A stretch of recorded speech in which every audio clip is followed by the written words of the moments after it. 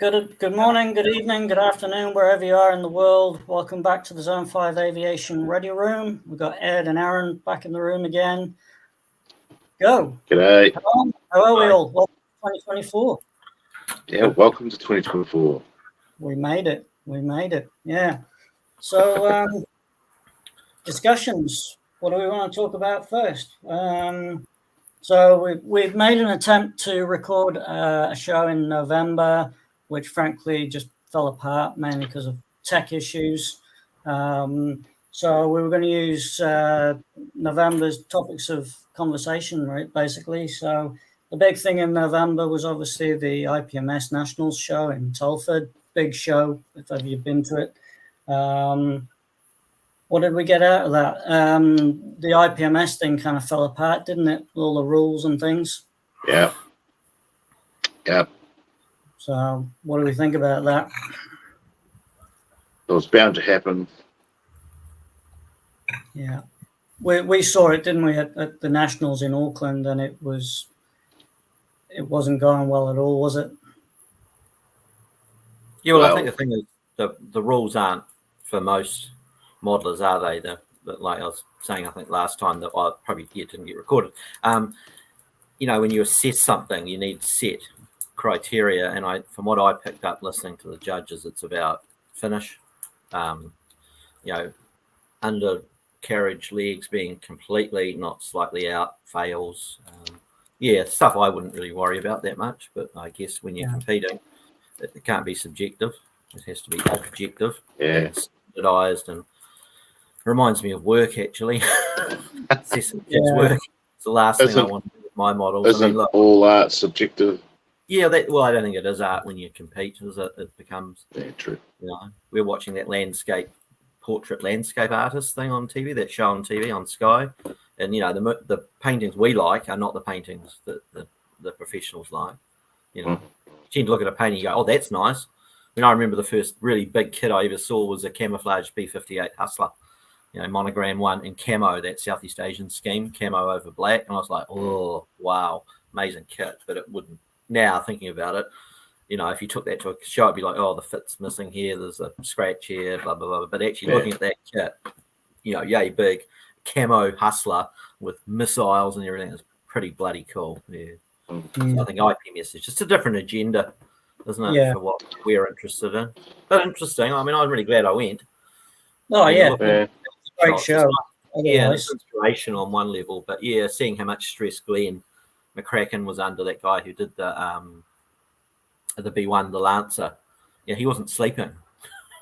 He hadn't slept for like 20 hours. He was like shaking. Only plus. Well, I think that's the thing. You get like that, don't you? I mean, I think you do. I'm not, clearly. But some people do get obsessional with a kit and spending hundreds. I guess he bought the kit off me 10 years ago. He actually bought the kit that Lancer kit off me. That's how I met him. And then he started building it about 5-6 years ago. I couldn't do it. I could not work on one kit. It's a 6-year build. Yeah. I could not do it. I just go crazy. I mean, after about 2 weeks on something, I'm like, yeah, okay, time for a change. But that's just when you start getting fixated on the smallest of details. When if you were to detail the whole inside of stuff like those big kits I've got, Christ. If you start really focusing on those details when you're never going to see it, fine if you want to put it in there. But if you get, it's there, Andrew. Yeah, that's true. Yeah. But having said that, when I'm doing B-70 builds, I do interior. You're a closet. Come on, you know it. No. Because you look at the... Yeah, they're cool. They're cool. They are cool, though, those monogram B-17s, the interiors. Yeah. They are damn cool for what they are. I think Ed's bidding on one at the moment, I think, that Pro Modeler one. Yeah.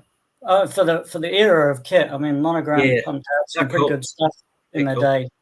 Yeah. I built the old Monogram F1 F111. Yep. Just froze. Yeah, just for a second. Hang on. Oh, he's fixing problems. Which monogram Yes. was It was the 72nd scale F111, EF111. God damn it. it? Okay. Yeah. You up, Ed? Hang on. Oh, You can edit it out, can't you, Andrew? Yeah. Right, I'm back. Sorry He's about back. that. cool. Yeah, So- I've got workmen doing the driveway at the moment. I think they hit the internet. Oh, It's okay. Anyway, as I was saying, yeah. so we're talking about detail, right? Yeah. HKB17s, full interior. Aaron, you know all about this.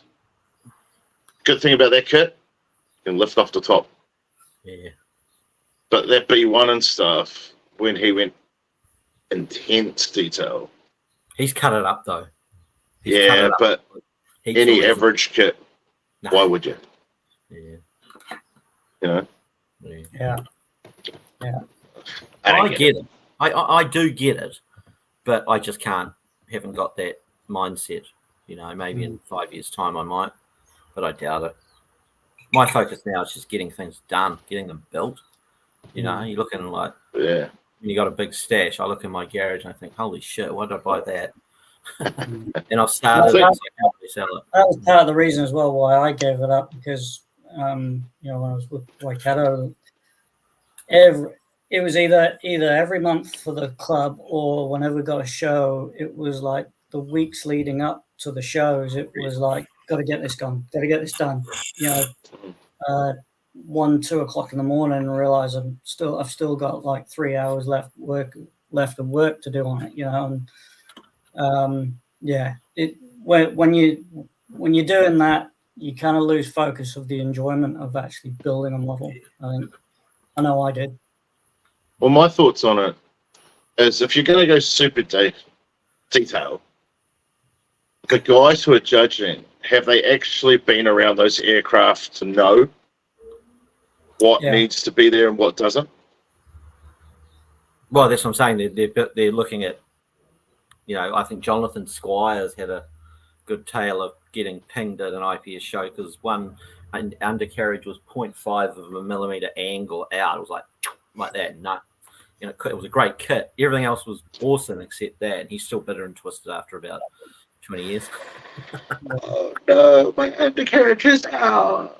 Yeah, they do. I guess they do to differentiate. Yeah. Annoying. You don't win a medal because you can't glue a wheel right. Yeah, especially when the kit's like that anyway. Standard. Yeah, I think this is where it's partly gone wrong, is that they're starting, whether they're starting or they already have been, is looking at historical accuracy or physical accuracy rather than the actual finish of a model. I mean, it's pretty obvious if a wheel is at 45 degrees or whatever, slightly out. It's pretty obvious, so I can understand that. But if it's stuff like, well, that aeroplane didn't have this aerial at that time, or that car was modified, whatever. When it starts getting into stuff like that, then that's when they should just stop. Okay, here's an idea. Someone needs to invent a time machine. So when you're an IPMS show and they're doing accuracy, let's just jump back and go look at the real thing, then come judge it. Yeah. But do they judge on accuracy? I thought they didn't. I thought that was the whole point. No, they do. I think too, but yeah, that's where I think it's getting too skewed. It's like Andrew Smith. You get marked down because there's a seam line. Well, guess what? Yeah. 109's had seam lines. Yeah. Sort of. Well, I don't know about actual Messerschmitt 109s. I know about the Bouchon that I saw at Wanaka. Yeah, all that was a line of screws, and it's the distortion of the panel as it goes up the spine that makes it. It's the same arse. I think they do. I think that's being. I read somewhere a few places that's where the seam is in the factory. Yeah. I've been filling it and they actually know. But that's how pedantic it is. Pedantic. But that's like, okay. Yeah. So if I put my Memphis bell in, am I going to get marked down because it doesn't have the like closed hanger aerial on the nose and Yes, all that sort of stuff? flawed model, unbuildable. And that I might have missed a panel line whenever I swapped the noses over. Jesus, No, actually, you did a really good job of that. It looks like an HK. Oh. Glad you approve. That's good. Looks great. Next time you come over, have a look. Yeah, we'll do that. You wouldn't even know. I might. Don't mind dodgy panel lines.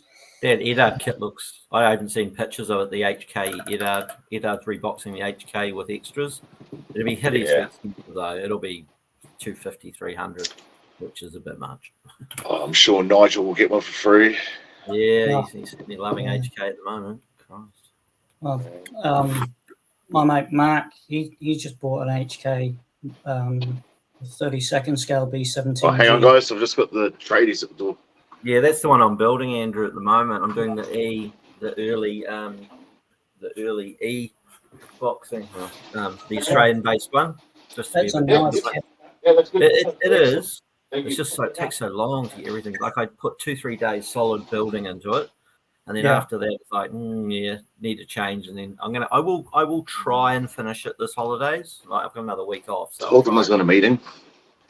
get that done. But it's a great kit. It's better than like I'm building the Hobby Boss B24. I've just finished the Invader, Hobby Boss Invader, and building all three of those big kits. And I've got a HK Mitchell too. And they're all different. The HKs are better. The HKs are just better. They're just better design. The Hobby Boss is like, you're doing the B24. It's a good kit. It's massive, but it's basic. Like those engines. Holy shit. But at the end of the day, people don't look at these. Honestly, if you had that B24, they'd go, shit, that's huge. And look in the bomb bay and look at the turrets. And unfortunately, the turrets on the Liberator, as we've talked about. Yeah, I'm doing the D at the moment, but I've got the Cold War Studio. They look really nice. I hauled them out the other night, and those Cold War Studio resin nose turret and rear turret look really nice. Yeah, I got those as well. Yeah, I remember you saying they look really nice. Like I've built up upper turret already, and that's one piece. That's pretty easy. But the rear turret and the front turret on the J would have a massive arse seam with pins, so it'd be very obvious. The other thing is you drape a thing over it, like do a diorama and put some canvas over it, and they're nice kits, but the HKs are a step up.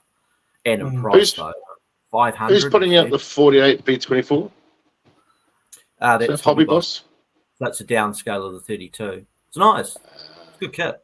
It's just huge. It's so big. Those wings, they're massive. Yeah, Bomber's a big. Just purely size impact, it's an impressive model. Yeah. But then, where do you store them? Yeah. I'm going to go triple 148. Yeah. Okay, then. So obviously we heard that the chief of IPMS stood down, and so he's gone. I mean, you realize things are bad whenever a guy like him bows out. I don't know the specific reasons why, but I can only assume it was sort of the rules and had enough. He had enough. Didn't he write something dodgy in the newsletter or something? Yeah, he had a rant. Yeah. About freeloaders. That was it. Freeloaders. People who are members, pay money, but don't attend. Like, how are they freeloaders? They're paying. Exactly. That was the meme, wasn't it? I'm a freeloader. Well, I think it's a generation. IPMS ain't going to complain. They're still taking their money, regardless of if they show up or not. But to me, it's a generational thing. It's those guys who grew up, well, like us or not like us, kind of building monograms, AMTs, SCs, all those 80s kits, which are nice, but they're different. And then these new guys, the like the YouTubers like Doogs, Andrew McDougall, they're very vocal, very confident, really good writers. They're in PR, and there's a guy on the Kiwi thing called Andy Chu. He won, I think, one of the contests, and he's a great photographer. And you can just see if you've got awesome photography skills and you're a good builder, but you pick a high-end kit top quality photos, and you like weathering, you're good at weathering, you've got the weathering products, you've invested in all the weathering, you can make your model look very, very, very nice. I'm even trying with photos to try and make mine look better than they are. And it's amazing how you can hide stuff by an aperture lens, and because it comes even on the phone, it comes up as a circle, and you drill in on the bit you want, the cockpit bit, and then the rest of it just gets a little bit fuzzy around the edges, and it looks really nice. Yeah, you can cheat, basically. I'm not saying that guy's cheating, but you can make, and I think these guys are the ones that are wanting medals. And I just think the guys, old farts, have gone, oh, bag of this, I'm out. Yeah, I think about the mentality, though. Like, if you're building for IPMS shows, are you building for yourself still? No, you're building one a year. You imagine all of us said, right, we've picked like this 1 to 32nd Eurofighter. That's it. All year. I mean, I get bored. Well, I want to do it, but you imagine the detail, the finish. You could fixate on that. I mean, I fixated for 4 hours on that bloody seam on the Invader because it's gloss black and a big line down the middle. It's like dog's bollocks. I would see it, and I got rid of it. You imagine doing that for every part of a model. It would take you. Well, it would take a year, wouldn't it? Yeah, literally would. But you'd have a damn model, wouldn't you? Might as well buy die casts. Well, I'm now worrying only about what's on top. I've tried, like, the Invader's got a nasty seam. Well, no, it's obvious. I can see it underneath the rear area, but that rear area of that kit's going to be sitting on an oil can. I'm having to make, because it's a tail sitter, and I'm going to make an oil can up in 1 to 32nd just out of some plastic tube, and that's going to sit on that. No one was going to touch it, are they? They're never going to see it. I mean, if you think, unless you have a mirror base on a kit, who the hell IPMS turns the kit over and looks at the bottom? Who does it? You know, so that cuts out the stress in half. I just don't think we're cut out for IPMS. No, I know we're not. I know. No. Not anymore. No, we're not. I mean, yeah, I do it for the fun. Exactly. Well, my son's just started. He built an F4G, one of those monogram F1 to 48 Thunderjets. He did a pretty good job, actually. He's only one seam you can see on it. And then I just bought him a Leopard tank, Tamiya Leopard 35th tank. And he's made a really good job of it. But yeah, it's just interesting watching someone for the first time build a kit and what they talk about.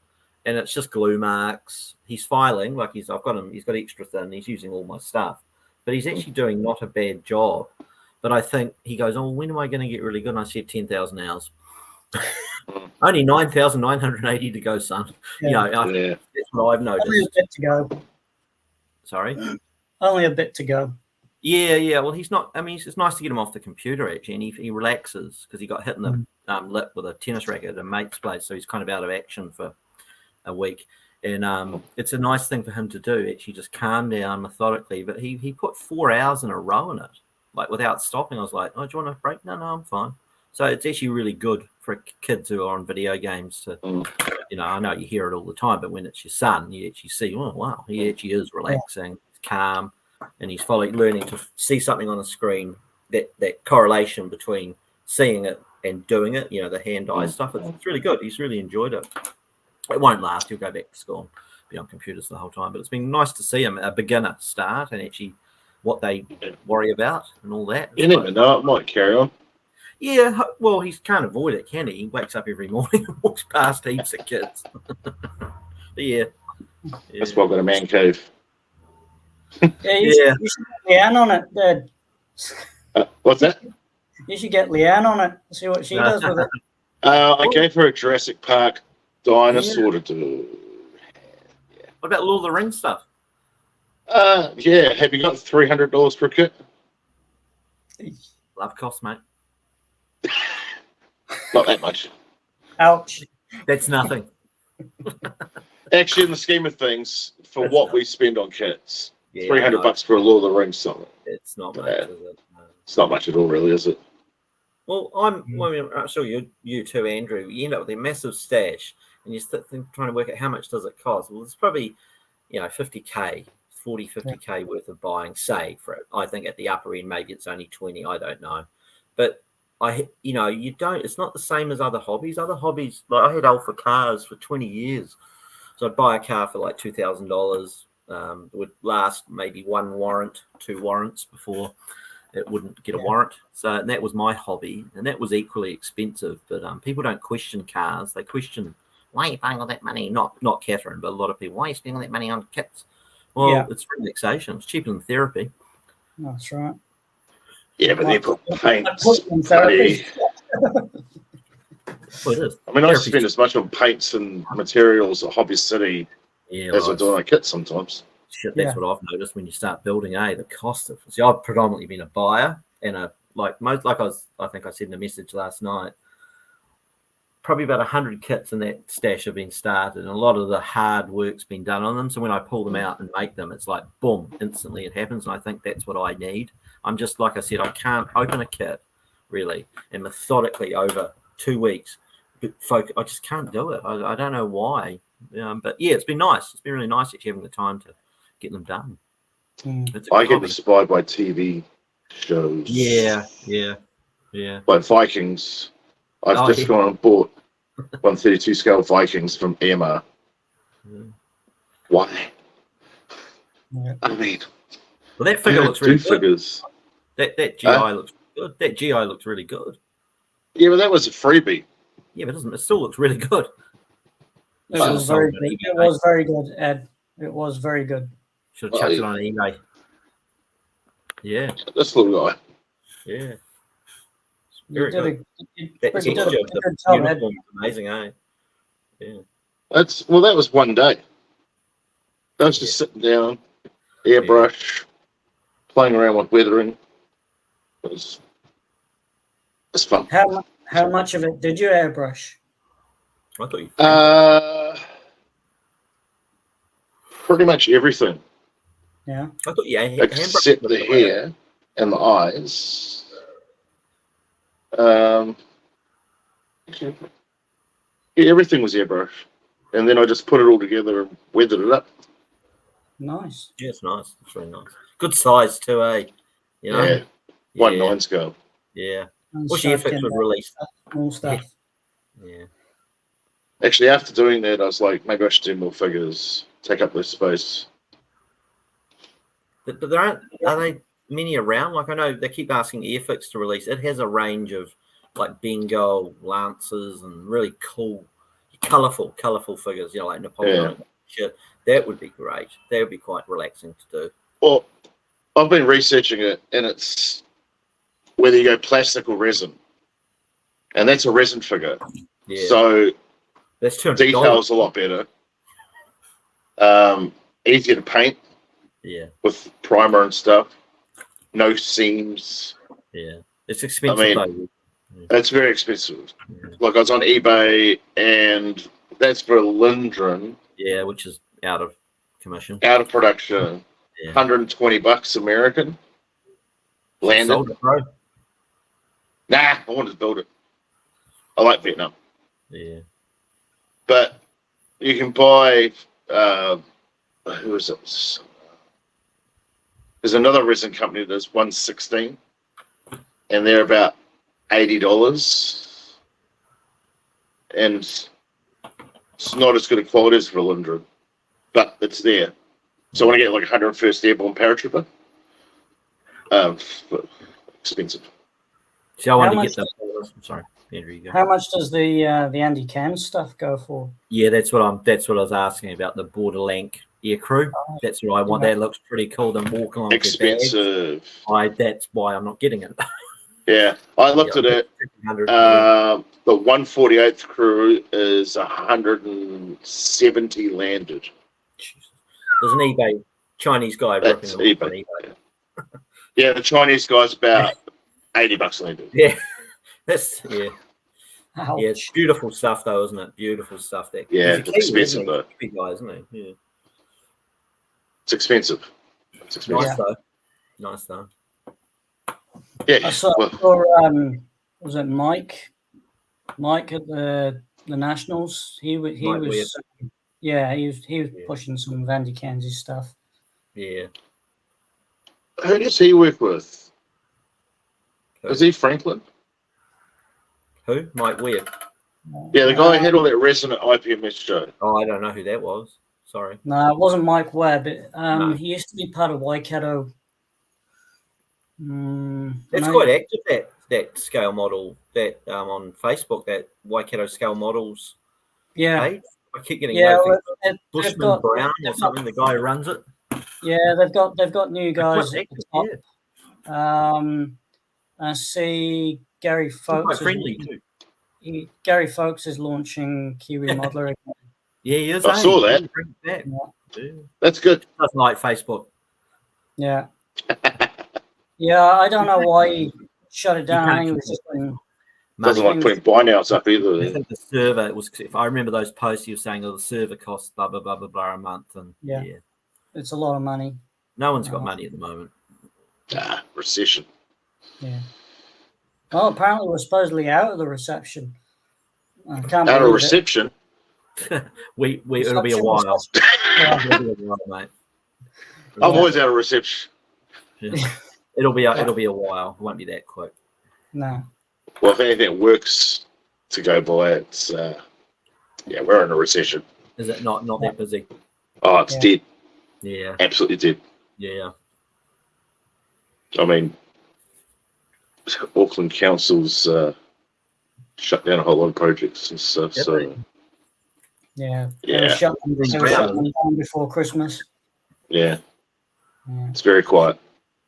Andrew, just act like you're doing something.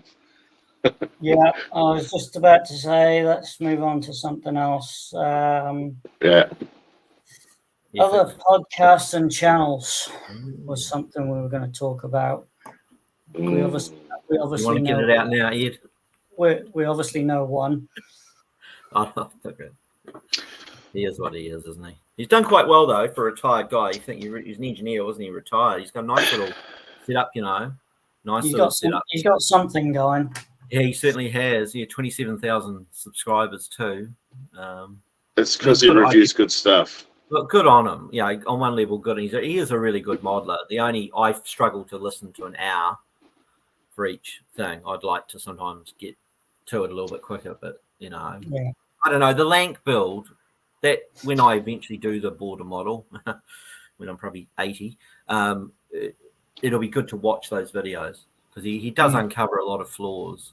Yeah, and incidentally, a guy, Mark O'Toole, who I met through some trades, he started the Lank before Nigel started his, and he was starting to build along with him, and he gave up with a few F-ups on it, Mark O'Toole. So it seems that kit, you get halfway through it, and it's just like, ooh. I mean, I don't think, there's a few overseas have been built, but not around here, eh? There was a few built initially, really quickly, and then it's like, boom, nothing. Well, they're getting cheaper. Yeah, you see Imagine Fleet 1,000 with Afterpay. Yeah. That's you're starting at 900. Yeah, it's good. I think with that, I don't need 2 Lanks. Like I've got 2 Lanks, that's enough. I don't need 2 border ones. I don't need one. That's a good price for that kit. You'd want to see the clears, because if you buy not from a retailer, you've got no way of getting I've got full replacement clears. I noticed on that listing. You got several pictures of the box open. There was a brown box. Are they boxing the canopies? They are now, but it still doesn't make it. It's not the boxing; it's the production. Like mine even the replacements. Like when I bought mine from Hobby Easy, I had to specify every single bit I wanted. So it was about 15 I got replaced, and even the replacements, they're not cracked. They have that here, the mold fault, like the wave. It really doesn't matter. I mean, at the end of the day, if you're fucking getting up that close going, I can see a mold in a window of a wartime bomber, no shit, they probably had scratches on them. And flak was going off. But it's annoying. Scratching themselves. Yeah. See, the first boxing, they put the clears on top of the box and did that. And I think that was the problem. That was my lot.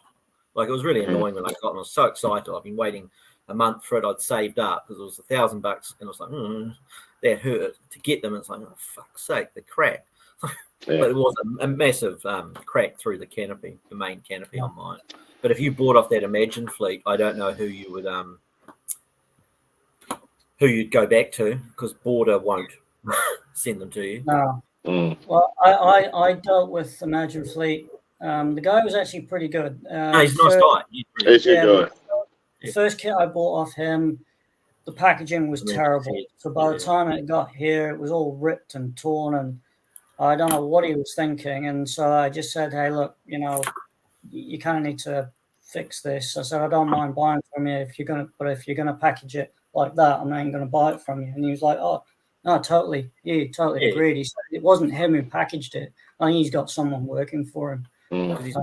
But since I pulled him up on that, he's just been A1 perfect on his packaging. He was originally sending with that wrapping, wasn't he? That bubble like car screen cover. You put a car cover in your sun. Yeah, like that. With plastic corners on them. Some would think that's overkill, but I think it's perfect because I mean, it's funny with boxing. I know it's not what we want to talk about, but some people just are adverse to boxing kits when they send them. Can you pick it up? Too big to box. Nothing's too big to box. You put cardboard around it. Or can I put it in a packet? $7 packet. No. Big red. How's it going to be packaged? But that $1,000 for that kit, if it had good clears, and especially with Afterpay, if you want to pay it all up front, it's a good price. Yeah. It's a big kit. I won't. I'll never make it. I don't know if I'll make that one I've got. I've got the HK 48 sitting in my stash. Yeah, that's big enough. Yeah, it is. It's there. I still think. So who else out there have we got opinions on? And Ed, you don't particularly like Mr. Dukes, do you? I don't mind Dukes. I just find him negative. He's got mental health issues, big time. Oh, does he? Openly depression. Okay, well I'll let that slide then. He's quite open about it.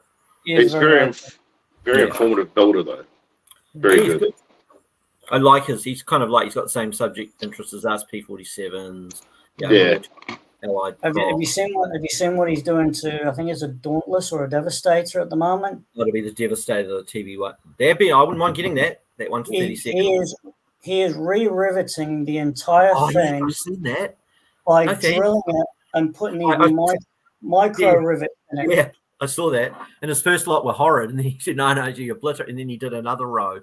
I've done that. Yeah. You get your little punch out, and you start going. I bought a template, and it had ridges down the side like a ruler, and it had little half circle ridge. I thought, what the hell is that for? That's for putting over. You put the strip on, you go boom, boom, boom. Yeah. Well, he's mental. He's actually drilling them with a Proxon micro drill. Yeah. And then putting these. There's a company called Annis. Tom Ann's, those black. Yeah. I saw his pictures. Like 1,000 rivets. I know. Holy hell. Thanks. Well, that's therapy, isn't it? I'd rather have a hole in the head. No, how the hell is that therapy? Because you're focusing on a stupid, repetitive task as opposed to dealing with your effed up. Bloody bonkers. I don't know why someone. I guess at the end of the day, it's what is modelling? I mean, modelling for me very much is therapy. I don't think I've got any happy. Illness, but it certainly allows me to zone out from everything. Work, sure. Yeah. To that level. I've got a guy I'm following at the moment called Scale Modelling Channel. Yeah. And he's doing a build series on the Monogram B17. Oh, okay. How to detail it up. Ooh. Is that the old school guy? By the HK, that's how you detail it up. I don't know if he's an old guy. He's an older guy. Yeah. But he's old, mate. I'm 53. Well, he'd probably be.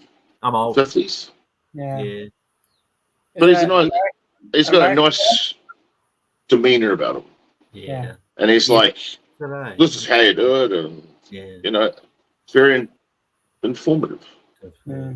I don't mind that model minutes guy. I mean, he does a lot of ethics, but he's very explanative. He's one of my pet hate channels as well. That's where I've headed. I've ended up on Moz 6510 models, and of course he's a DJ in his other worlds. He's a bit of a geezer, and because he's an Airfix fanboy, so he gets a lot of those model minutes. The other guy, Man's Models, the guy's got the model shop over there. I've made the mistake of going down that rabbit hole because they're so prolific. Obviously, to keep their YouTube algorithms up, they are putting stuff up generally every second, third day, which is nice. You open up your computer, got a new video, 10 minutes. It's I really enjoy that aspect of it. But those Sons model minutes, Man's Models are what I unfortunately, I hate to admit this. I've started listening to Gary's stuff, who I end up yelling at the computer because he's Gary's stuff. It's he's another one of these ones at the beginning. It's like and subscribe. I need the money, and that which is getting grating. I must admit, either you do your YouTube and you do it, or begging.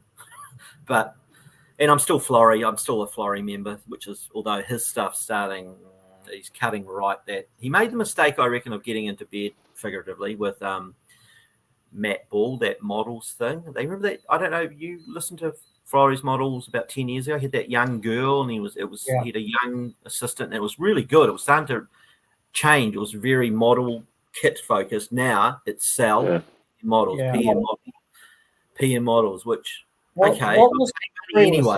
I don't. Yeah, I'd like to hear. Sorry. What was the story with her? Because she just appeared out of nowhere. I think Matt Ball. It's strange. Catherine and I talked about this because there was a female modelling. She actually started watching it because she did sci-fi stuff. It was quite nice, to watch someone new. It was a fresh new thing, and she didn't know anything, and she was quite on. And then suddenly Matt Ball. I remember watching one video, and he was sitting there she was in the middle, Florey was on the one edge, she was in the middle, and Matt Ball was sitting there with a shit-eating look on his face, like he effing wanted to kill her. And I thought, no, that's strange. And then about 2 weeks later, she left. I reckon it was financial. Yeah, she's a lost employee. I mean, that guy Andy is an employee of PM Models. He's not an employee of Florey Models. Whereas Florey employed that, paid her. Doesn't he run? Hasn't he got a warehouse where they sell the kits? That's the PM Models store. PM. Yeah. So I went back to Florey Models beginning of this year with the Academy F4B build.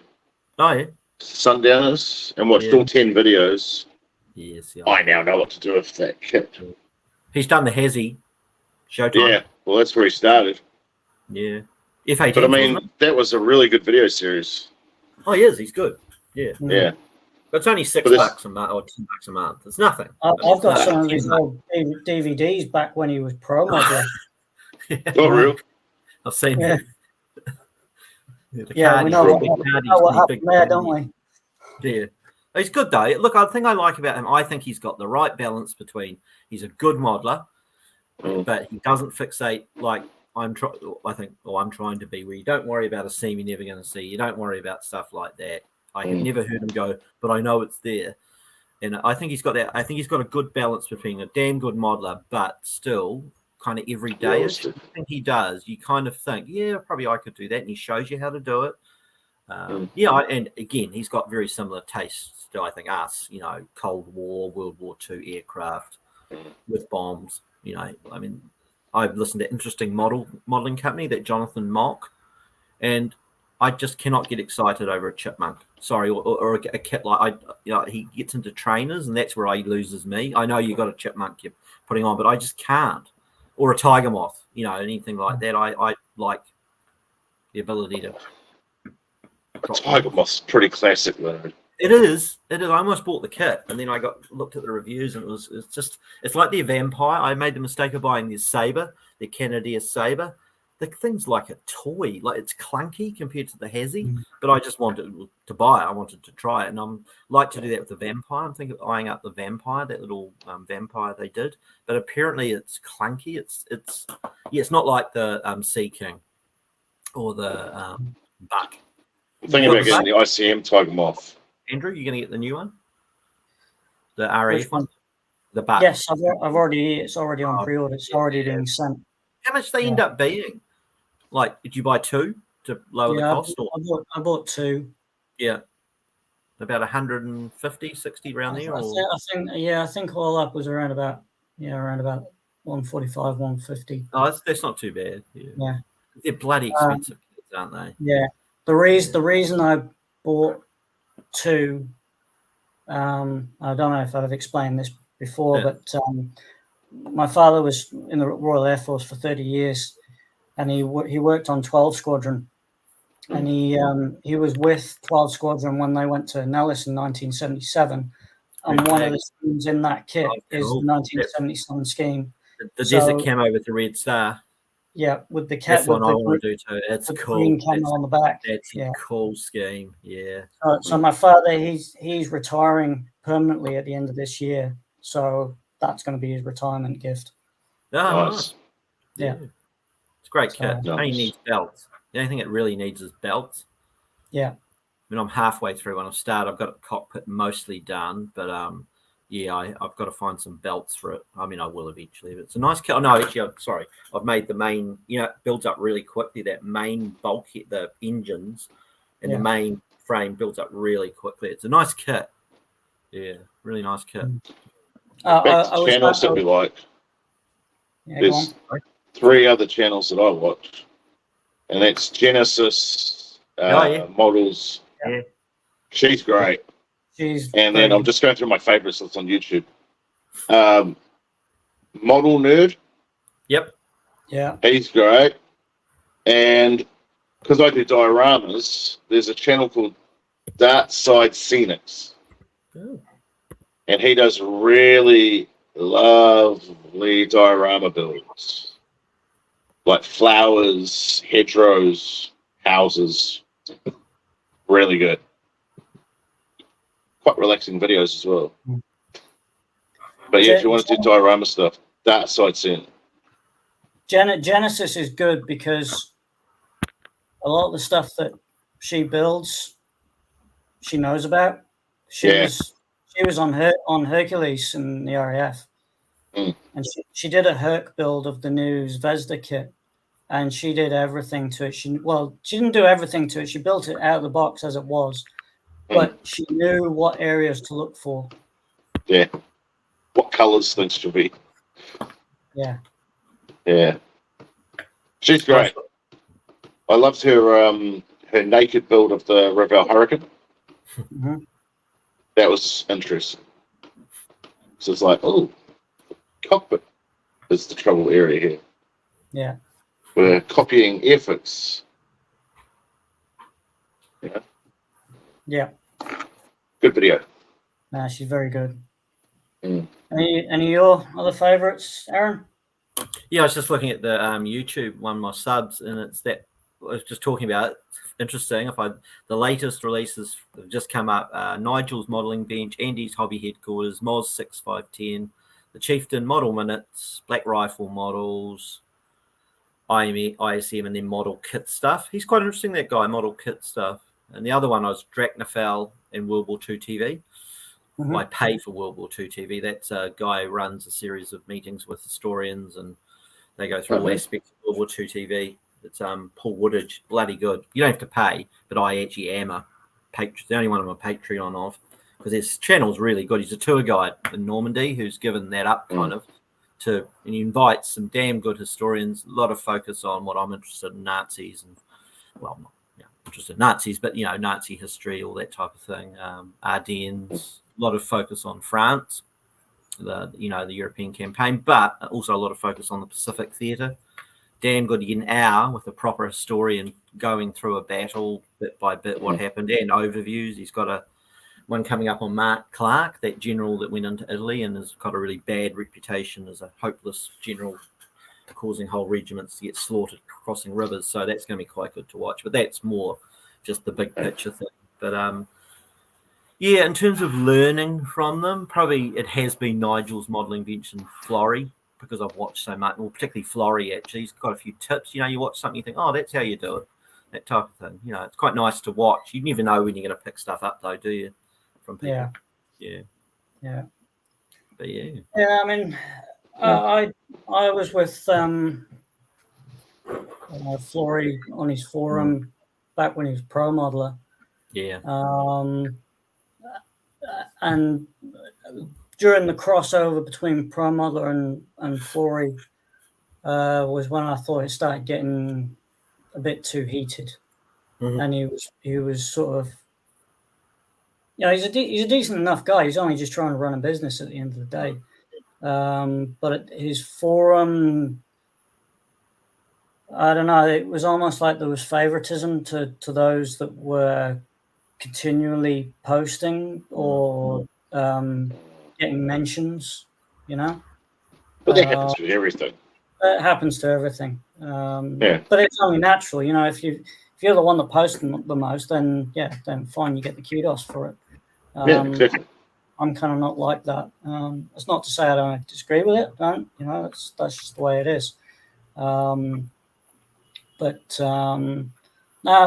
Flory Models, Nigel, lean towards more Genesis. Alex Modeling, the guy from Portugal, he does the ships. Yeah, he's good. He's a very cool guy. I like him a lot. Who else have I got? Well, he did a tribute build for you, didn't he? No, he didn't do a tribute build. He did a Top Gun build. So he did the Tomcat and the Skyhawk. Chasing Viper or whatever. He built it, and then I said he openly admitted he said he wasn't happy about it. But I just said you could do this better. And at the time I had the artillery Top Gun kit that they came out with, and I said you could do this better. So I sent that to him and gave him a few pointers, and that's when it came out that he found out about the whole Top Gun thing and me going to Top Gun, and he did the story about me. Unbeknownst to me, he just asked one day. He said, "Hey, have you got a few photos from that visit?" Yeah, okay, whatever you wanted to use it for, Next thing he did the whole story on me, so it's on my channel on the top banner, or there's a link on the channel that says my story. And I've actually spoken to him a couple of times, and he's just a really nice guy. Totally laid back, totally laid back kind of guy. Nice. And so at some point we've agreed I'm going to get him on here at some point. Oh, cool. To do either chat amongst us or I'll do a chat with him solo. Yeah. Either way. So no, he's a really good. He makes a lot of Tomcats, too. No, not really. He does a lot of ships. Who's the guy that makes heaps of Tomcat? Is it Plasma? Sorry. It's either Plasma or Scale 182. That's the one. Scale 182. Makes heaps of Tomcats. Yes. Yeah. The guy from RTB Models, Lenny's still around. He's still around. He's under the RTB Models banner. Lenny. Yeah. What happened there? It's the light lady, yeah. He's such a plonker. Just like, oh, hello. He's been around a long time. Like most of us, really. There's these names that have. I was going through my subscription list, and I'm thinking, geez, where have those guys been? Neither they've closed their channels or they just don't post anymore. People come and go. I'm starting to see a lot of people just giving up on kits and building. Like, we had a conversation the other day, Andrew. Like, I was like, what's the point? What's the point? Why am I doing this? Yeah. Why? And like, I'd never probably post anything on YouTube. Oh, is that Larry? Yeah. The one Hollywood and Wolfman getting shot down. Say that again? Do Hollywood and Wolfman getting shot down. That's not a bad idea, actually. Flame coming out the tail. Well, the whole ass end of the aircraft got blown off. Last end got blown off, yeah. In fact, I came across, remember that series, Mythbusters? Yeah. The guy with the beard, Jamie Heineman, who was on the host of that show. He always wore the white shirt. Yeah, and the beret. Yeah. Well, I was watching an episode one day where they were talking to him, and there was a wall behind him that had an F5 and an F14 on it. And I noticed that the F14 had the arse end broken off it. It was the model that they used in Top Gun, and they used to interchange the plugs out of it, so they could. It was made of some sort of eggshell material, and they'd blow it up. And if they wanted to do it again, well, they just plugged another one on. I contacted him one day and said, what's the give? Any chance of selling it? No response. Yeah. Yeah. Well, it's like those kits from Memphis Belle. Mm. They're floating around Neva now. Yeah. Yeah, like all the props. All the props all are coming sort of out, aren't the prop kits, yeah. Yeah. All those big RC ones and stuff. Back in the days when they did, when they did everything on screen, they must have gone through thousands of model kits, Mm. Well, actually, speaking of that, I watched, what was it, like an interview about the making of Masters of the Air. Oh, yeah. They didn't use any real B-17 airframes in that. That's only just come out, hasn't it? Well, it's out on 26. But when they made Memphis Belle, they had 6 B-17s. Mm. Wow. And it's like CGI's taken over. And looking at that trailer, it looks so cheap. Yeah. Still be pretty cool, though. The thing that gets me is Elvis. Having Elvis on there. The guy who played Elvis. That's what's his name? Butler or something. Yeah, I can't get past Elvis. Yeah. But they reckon they had a full scale, I should say, mock-up of a B-17 that they put on, like, like girdles and things for, like, the landing scenes and stuff. Yeah. So it should be interesting to watch, but I don't understand how a production with that budget can't get B-17s. There's only about 3 of them flying, isn't there now? Well, there's about 15 flying. Is there? I thought one crashed recently. Wow. Well, that was Texas Ranger, wasn't it? That was unfortunate. Yeah. But it just seems to me, it's just like, well, why can't they? Spielberg, man. Tom Hanks, they've got plenty of... Yeah, exactly. With Tom Hanks on board, you'd have thought anything was possible. Oh, plenty of production power. Yeah. It'll be interesting to watch. Yeah. Very accurate with the uniforms and stuff, though. What was the movie or series that was done? There's the mock-up in Tauranga with the ball turret and the fuselage that you can walk through. That's from Memphis Belle. Is it? Yeah. I thought someone said it was from a movie that was made which didn't do very well. It was like an alien or something that came on the outside and. That's something told me. Fuck, what's that called? It obviously wasn't very memorable, or it didn't come out. I know the movie, but I was pretty sure that came from Memphis Belle set. Did it? From Warner Brothers over in Australia.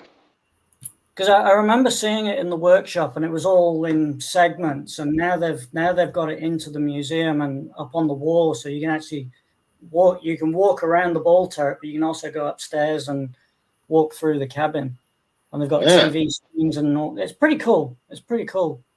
Must go to tell them. Yeah. I don't know.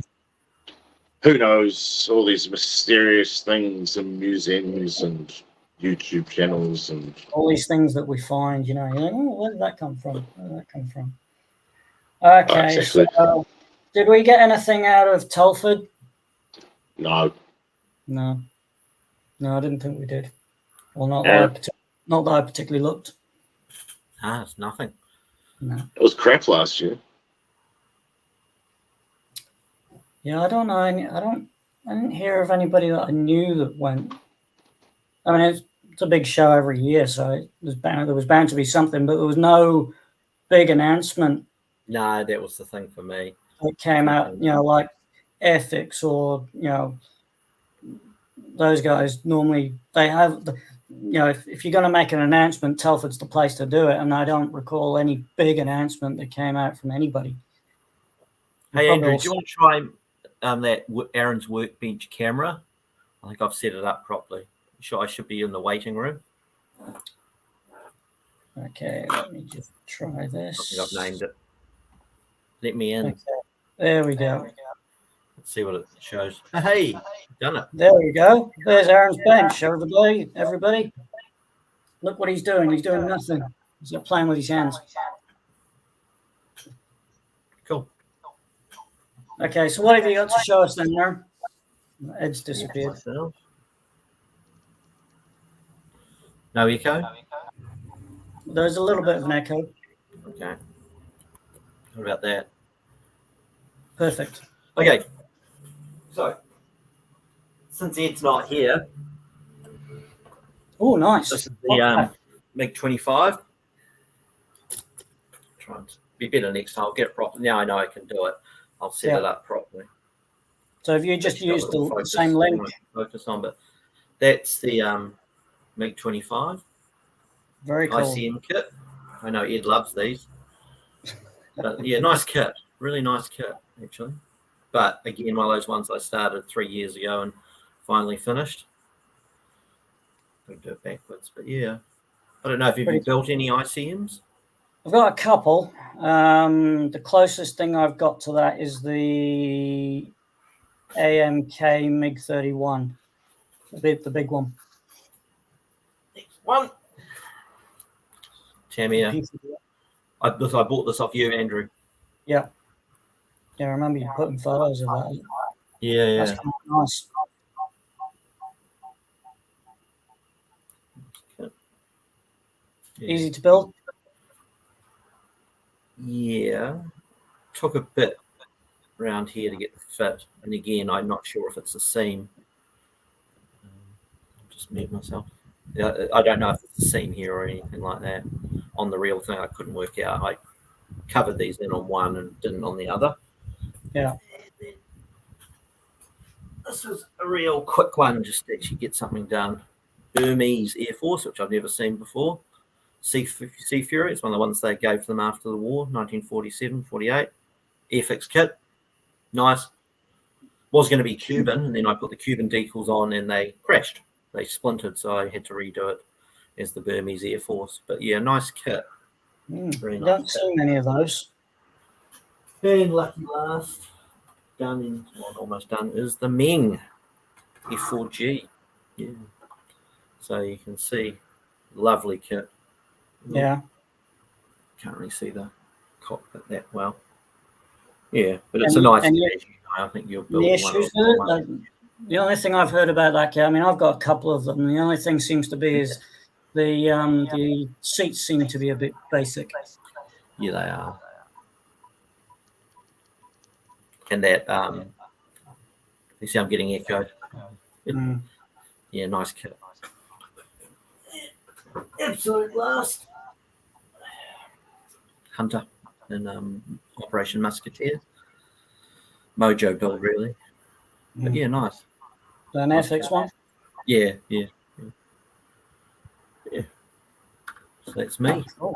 I'll get it working a lot better next time. Yeah, I mean, I might be able to rig mine up as well. I've got mine on a similar kind of stand. Yeah. I think what I have to do is mute this. I'll just kill this feed. Stop the echo.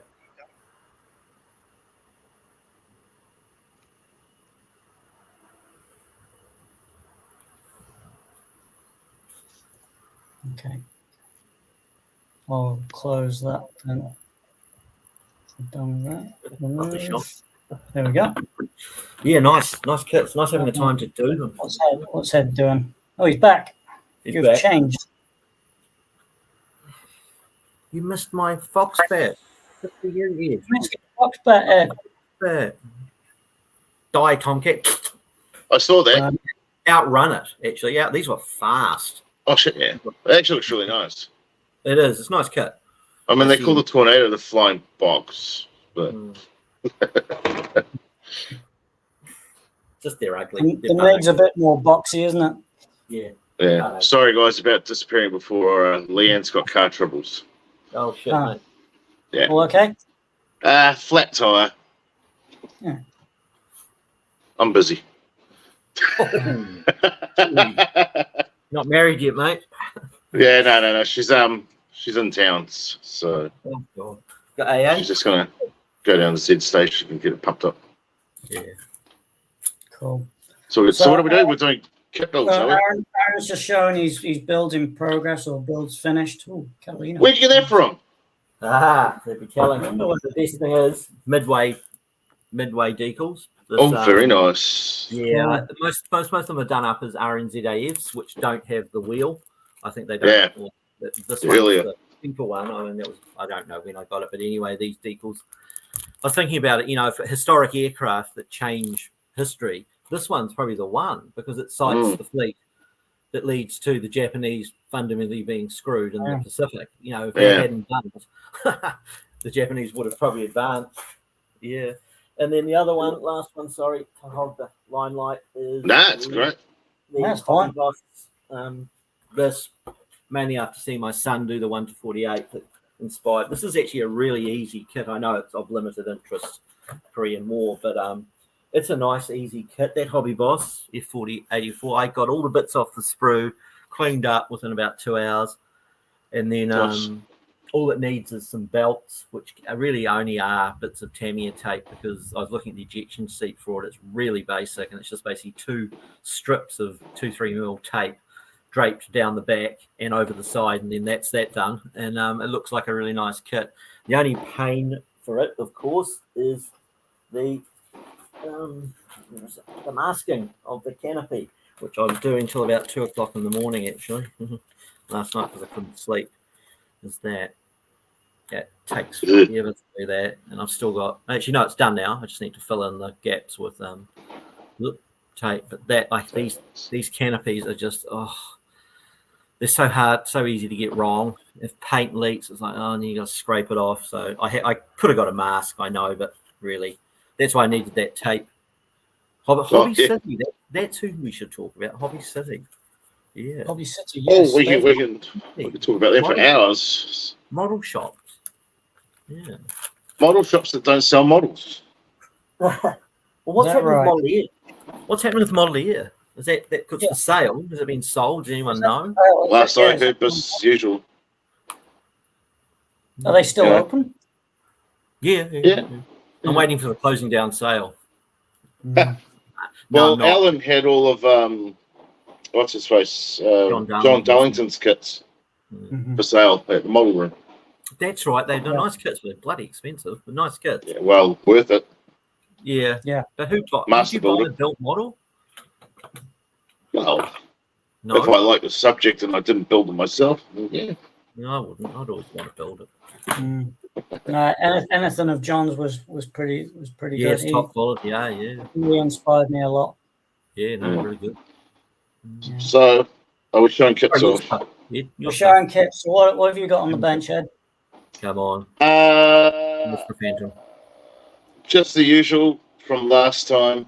B-17 Phantom. builds, which I showed last time. Phantom. Yeah, we get to that. So, this is the latest. What we're talking about before. Hang on. Here we go. Figures. Yeah, so that's 1/9 scale. Berlindren, 82nd Airborne, Vietnam. I really like what I did with his helmet.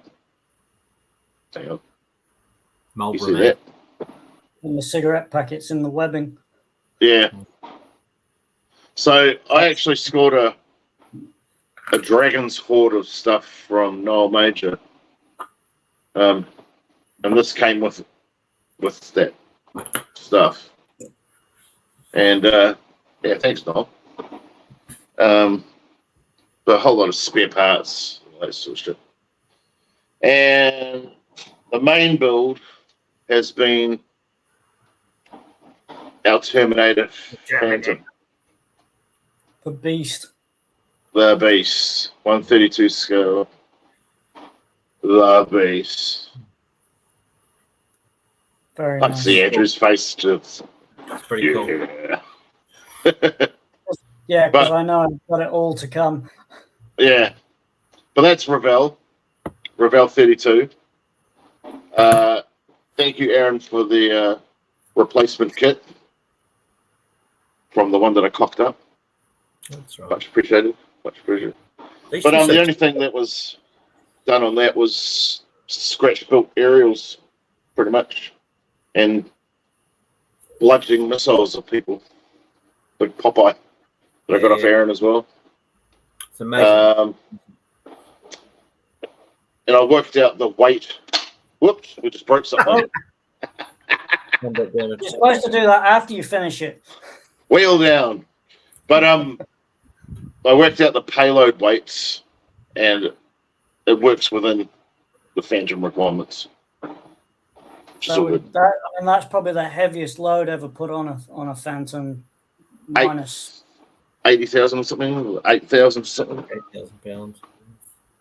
I mean, I can only imagine that, as part of the Terminator 2000 upgrade, that they would have had to have strengthened either the gear structure or something. I don't know. The Phantom carry a lot of weight as it was when the Americans had it. Well, it was quite interesting. I'm just playing with stuff here. It was quite interesting researching the Terminators while I was doing this.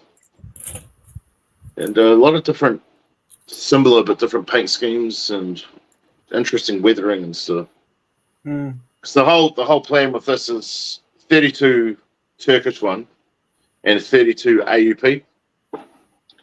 So you got the two Nemesises with the same aircraft. Yeah. Nice. Looks great though. I mean, you can't beat a Phantom. That's sexy. It's got It present. just oozes coolness. Yeah. Yeah, we all do it. We all do it. Yeah. But Aaron actually helped me a lot with that build. Decals and missiles and stuff like that. You just build it. Yeah. Well, no, I'm talking about finishing. So we got tech mod decals. It's got presence, Ed, when you see it. It's one of those ones you walk in. Oh, I think it's those But I spent a lot of time on the weathering of the art end. Yeah. So, exhaust streaks. Yeah. It's a very prominent part of the Phantom, isn't it? You can't look at a Phantom and not see that. Oh, yeah. That's the trouble with the main kit. It's the only thing that bugs me in the main kits, the way they did that exhaust area. They've done it ribbed, basically. If you look at that area on the main Phantoms, It is ripped, though. It's not to that extent, not to the extent of... Can you sand it down a bit? Oh, well, this is what it looks like. What am I doing? It's hard doing things in reverse. I'm going to have to open one of those kits now. Have a look at it. I don't know if you can see this area there. That is actually lines going. Still looks nice, though. Yeah, it does, but it's not. It's not accurate. But again, who the hell goes? Yeah. IPMS. It's overdone, but it's who cares? It's those main Phantoms are the shizzle. They really are. Yeah. But You need to build on that. Oh, that's right. You had one. Well, we all know why. I mean, I opened it up and I was just like... You opened it up and went, ah! No, I opened it up and went, it's just another bloody Phantom. Yeah, but it's kit though. I did go pretty crazy with the Hobby City sale, though. 3 Phantoms. All academies. I know. B, J, and C. I just cannot... I don't know why they're priced different. So the one with the biggest decal sheet, the B, which has a massive decal sheet, is the cheapest. And the one with the smallest... No, the J was the cheapest. Well, they've still got bigger sheets than the C. The C sheet is like it's tiny. It's like that. It's just Robin Olds. I mean, it would be a quarter of the cost to make. If you think decals are, I think, up to a quarter of the cost of the kit. Why is that one? I mean, who knows? Probably most popular. Yeah. I don't know. Would it be? I thought Who knows? I thought Anyway. Showtime 100. Yeah. Lack of Showtime decals, though. I know. I've only got one set. And I'm not parting with it because it took me No. last time to get them back. I know that. Get one from Japan, from Plaza, $55 for a Phantom landed. I'm not going to have another bloody Phantom kit again. $5. Yeah, but just take the decal sheet out and just sell the plastic for $30. That's what I'm doing. Shows how much the Hello, decals- Tweety. Huh? It's a $30 Phantom on Trade Me. He'll buy it. I bagged a couple of the F-15s, the Seymour Johnson, the E's. At the sale. Yeah, nice. they're about $60. Yeah. I got the two F-35s, both of them. Nice kit. I mean, it's not everyone's taste, I know, and it's quite a boring kit, but $110 for a brand new Tamiya kit. That's good. They were crazy. Yeah, that's good. It'd be lovely if that would be that. If you think about cost of kits, that's what they should be, shouldn't they? All these 150, 60, 70, 80 Tamiya 148. So they're all 110. We would all be buying 2 or 3 of them. Well, the Tamiya late F-14 is now $200. Yeah, it's crazy, isn't it? At Franklin, and he's not extortative at all. He doesn't rip people off, but he's obviously getting reamed from the suppliers. He's getting reamed off the distributors. Yeah, I think they went down to 135 at the sale, at the Boxing Day sale.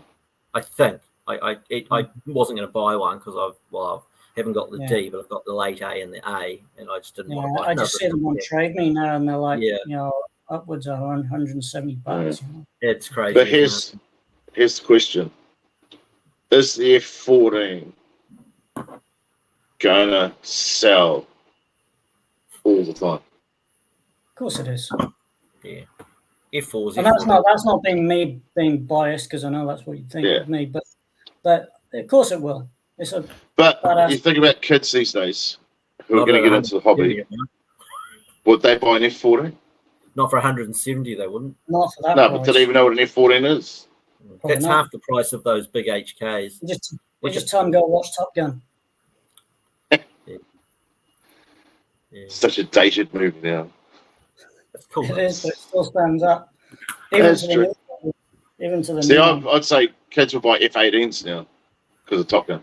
Yeah, or F-35s. Yes, strangely, yeah. But in this market, in the New Zealand market, no. You reckon? A4s have gone quiet. A4s have gone very quiet. Yes, but Spitfires, Mustangs. Yep. Just what Corsairs are really big now because the New Zealand Corsair is flying again. Yeah. Oh, is it? Yeah, it's at Ardmore at the moment. Oh, wow. Oh, cool. Well, I know it's Corsairs and Bearcats right now because of Devotion. True. That's why I got a 32nd scale -4 because I want to do Jesse James's airplane. I made the Academy one. I'll go get it. Hang on. Go get it.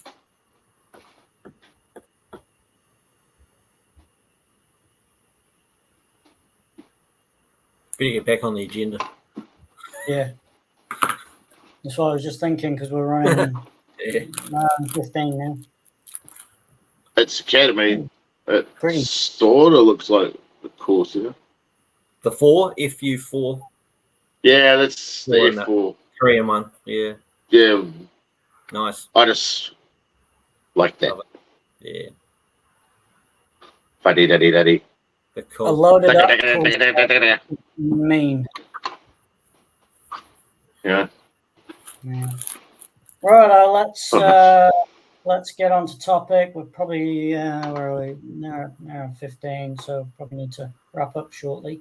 We've gone through updated builds. Thoughts and opinions, new releases. Obviously, Airfix have made their big announcement for the year. minus a couple of The Jag. announcements.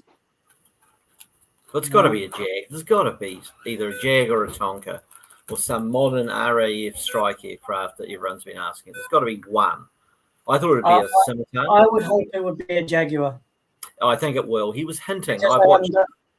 They've done everything else. Yeah, he's hinting, that guy Dale, the head of brand. He's absolutely hinting that don't worry, there's going to be a good one later in the year. There'll be an announcement, like a Sea King announcement. That seems to be what they're doing. The theory is that what they did was they announced great kits at the beginning of either last year or the year before, and they announced that ambulance. Not interested in an ambulance, but they announced an ambulance. And then Gecko, in between Airfix announcing it in January and not getting it in stores till October because it taken them so long, Gecko got one out and stole all the sales. So that was one theory I heard, that Airfix, after being burnt like that, are now not announcing something until it's basically in the Atlantic Ocean. Yeah. Won't be near the Red Sea. Once it's probably gone around the Horn of Africa, they'll announce that kit. They know it's a month away. Yeah. Pretty the ship sails past London or Margate, wherever they are, wherever Hornby are, then goes to Amsterdam. So it sails past the warehouse to Amsterdam, and then takes another 2 weeks to get back to England. Pretty he can see it sailing past and think, oh, my container's on there because there's my container. Yeah. But I think it's got to be a Jag, hasn't it? I mean, it's like it fits the criteria of the Buck, doesn't it? The Buccaneer was a shitty ass kit to build. Had been in the range. Yeah, Tonka's pretty bad. Yeah, they haven't. Yeah, it is. Yeah, so my pick would either be Jag or Tonka. Probably Jag. I would be very surprised if they did the Tornado, given Revell and Artillery stole that thunder. Yeah. So I hope so. It'd be great to have a Jag. I don't want to pay the one thing that they didn't announce was the RAF Sea King. But that's coming. So it should be coming, and so that's probably, if they're doing it like a Buck. Yeah, wasn't that on the 2024 announcement? I don't think it was. Yeah. No, pretty sure it was. Everyone was hoping for it. I don't think they've confirmed it. They've hinted. Yeah, they've hinted at it. Jag, O-Man, isn't it? RAF O-Man, if they box it correctly, like sprue wise, they could have the French one. So what's that? 3 operators. There's a T2. That was the one thing that bugged me about Kitty Hawk's Jag, was that they were individually boxed. If you wanted an A, you had to buy an A box. If you wanted a GI, the parts were not in the box, which seems stupid to me. That Kitty Hawk Jag will come out again. Yeah, because it's being released by another company. Yeah. But no, you want an Airfix one. It'll be easier to build. But that'd be lovely, Fingers crossed, though. On scale, would it be 48? It'll happen. Sorry? Or it might be another bloody Spitfall. Yeah, God help us. Mm. But if it was a Jag, any bets on what scale they'd do it? 48? 48. It'll be like the Buccaneer, that model where they bring out I don't know. I hope they don't bring out the French one first, because everyone wanted the RAF Buccaneer, really. So that's second out. Yeah. Don't they normally, standard trickers release first the one no one wants, make them buy it anyway because it's a Buccaneer and they use an Indian Navy would be an interesting one, because didn't they have them? Indian Air Force had them there. No, I'm talking about Indian Navy. They did a trial, at least a trial. I don't know if they actually used it, but they were on the carrier. Oh, the Jags. Yeah, with the Jags. Yeah, yes. I've got an article on it somewhere. Oh. So I don't know if it was just a trial or whether they actually did it. Actually went into. They wanted to buy it or something. Yeah. They wanted to buy it. Yeah. Well, India used them. Yeah. Yeah, the Air Force used them. So was it Oman? You buy my decal sheet? Made a decal sheet for the 48th Jag now. An international service. Shouldn't have sold it now. Bugger. Had like 8 different versions. Oh dear. Mind you, like the decals coming out in the Airfix kits are bloody nice. Oh, Cartograph. I reckon it will be a 172 GR1 Jag. Nah. Yeah. If it's 48, Well, it'll be like hallelujah. they're bloody stupid if they don't release it. It's like, but honestly, the way Dale was grimacing when those guys are going, it's going to be a 48 G. I thought, yeah, I think it's got to be. It's got to be. Yeah, Better be. Better be. Mind you, $150. That's what you pay for Kitty Hawk. Yeah. Go on eBay. You won't find a Kitty Hawk for less than 150, 200 like max. Aren't Hey? they? Trying to get a Kitty Hawk Jag, especially the GR model, is not impossible. It's not that nice. No, it's not. But It's terrible. The only one. Unless you get the old Airfix one, which I've never built one, never seen one. I have. It's worth. It's same as the Buccaneer. The fuselages are like that, and you try and glue them, and because the surface area is quite small, it is hard to get it right. And the intakes, it's the normal stuff. Yeah. The rear end, you insert the exhaust pipes into the upper splitter. It was so hard to get right. Every time you glue something, another ridge would drop down. It's just like you're fighting it, basically. Yeah, I built the Buck several years ago.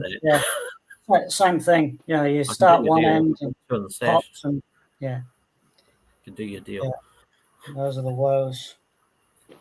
Righto. So we're not 121 out of 20. I think we should probably start wrapping up now. Anything else we want to talk about? Just for kicks. Good on Airfix for doing a B24. Yeah. Yes. H. Yeah. Yeah. Yeah. I think that was the highlight. That was a surprise. Yeah. That was a surprise, actually. Wrong scale, though. Yeah. But good on them. But what's the difference between an H and a J? Is it just markings? I think J's different turret at the front. Yeah. But so's the H. No, but they're different turrets, I think. Like one's. I actually don't know. I know there's an Emerson front turret. I saw some reference to it. There might be. I think there were two types of front turrets or rear turrets. I don't know. It didn't look that different to a J. I'll find out. But that'd be quite a nice one. Yeah. Just if it was 48, it would be better. But well, that's the big thing. Why don't you 30 seconds? Why are they refusing to do 1 to 30 seconds? I mean, those 1 to 24 super kits are super expensive. Well, I think someone was mentioning on one of those things. Why don't they do a Hellcat in 1 to 30 second? You know, like British markings. It was used by the Poms. Martlet, wasn't it? Also, that's the Wildcat. Even that in 1 to 30 seconds, they'd clean up. But no. You get a Airfix is a weird one. 24. Well, they did the Hellcat in 24 scale. It's a lovely, lovely kit. Yeah, I remember seeing one at Nationals. Now. All those big Airfix kits are very hard to get cheap now. The Typhoons have gone.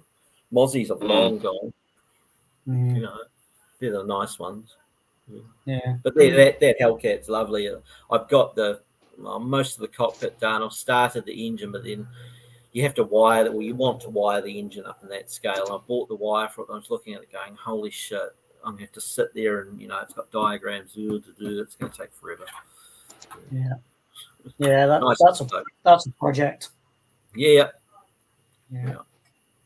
Righto, then we'll wrap up. Stay online, guys, and we'll chat afterwards. Sweet. So just to wrap up, finally, those that are watching or have already seen it before will know about. I've got the poll running at the moment, both on the YouTube community section and Facebook. So I need just a reminder: vote for the 3 kits that you'd like me to see this year, and the one with the most votes, I'll draw a name out of the hat, and someone was going to win a kit. I don't know what kit yet, but it'll just be B29. Yeah, I know it's looking pretty obvious.